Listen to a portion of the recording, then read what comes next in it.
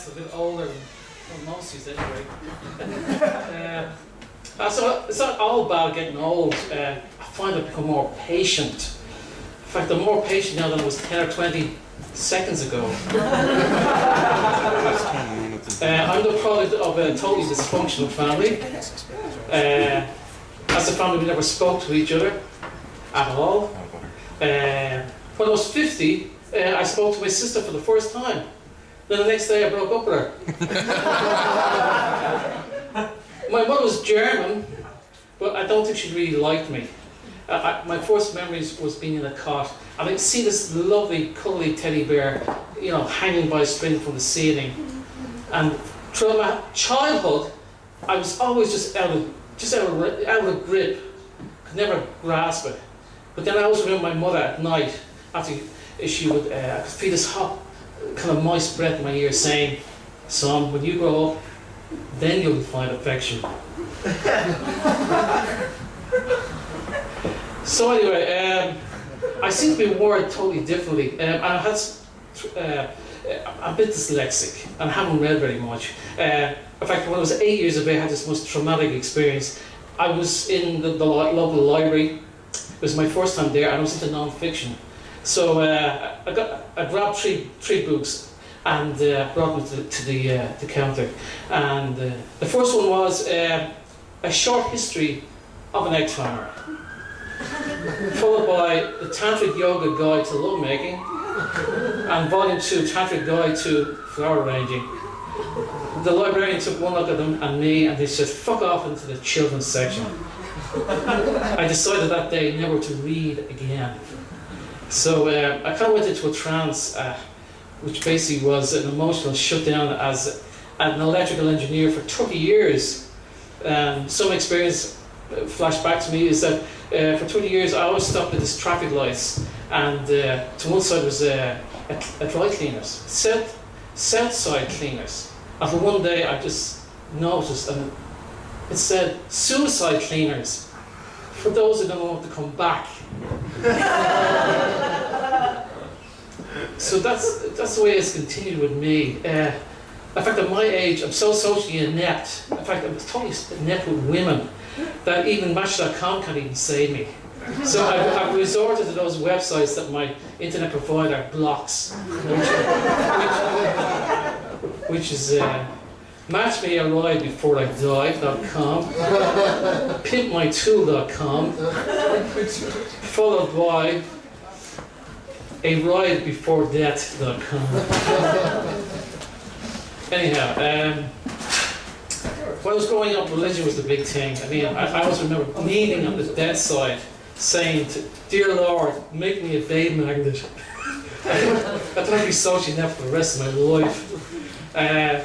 So anyway, religion was the thing in my family. We were fundamentalists basically, and catechism was the thing. You know, like the FAQs, you know, who made the world, God made the world, how many days, 7 days, that kind of thing. And they got the part where they said, "Blessed is the fruit of thy womb, Jesus." I used to say, I wonder which one of my 5 a day is that. Anyhow,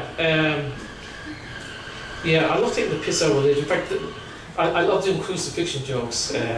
I can imagine the first time that Jesus, just before he put the nail in, he just locks eyes with his nail and he says, "My dad said, if I got a piercing, you fucking crucify me." My sister is a half fundamentalist. She doesn't go to mass, but at the same time she won't slag Jesus off because she wants to find a room in the afterlife.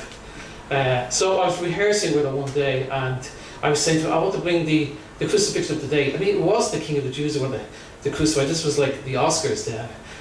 I said there'd be a lot of traffic, a lot of chariots, so they'd have an extra cross-carrying lane. So you can imagine they're trundling all up to the hill with their all crosses, until one chariot hits one of the guys who comes out of his lane. He says, "Where the fuck are you going?"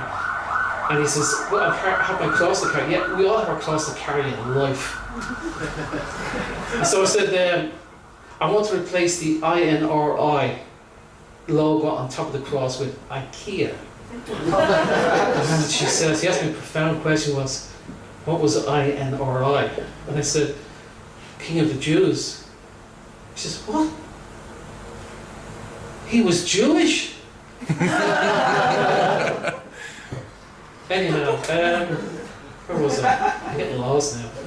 That's one of the things with aging, is that I do forget things. In fact, I forget to worry. Whatever.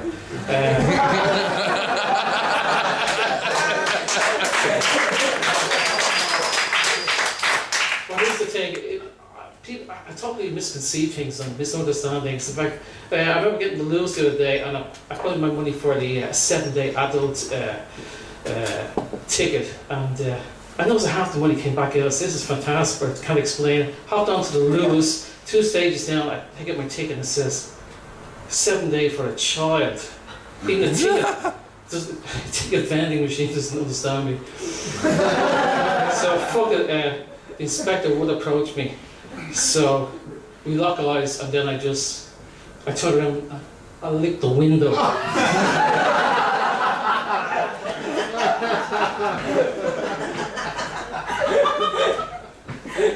Anyway, so there you go. Yeah, it's I'm quite a normal person, really. I mean, I have like 40-hour a week as an electrical engineer working with Irish Rail, and then just to chill out, just to wind down for the weekend. On a Friday, what I'll do is, I'll turn down I put in some dimmer switches, bring the lights down low, curtains come down, and I put Chatham on infinite loop. Wow.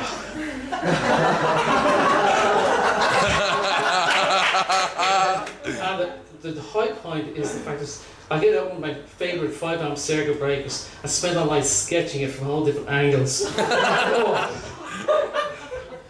And then when I'm fucking really hardy, what I will do is I'll shove 100 amps through a 5-amp circuit breaker, just get a whiff of the PVC.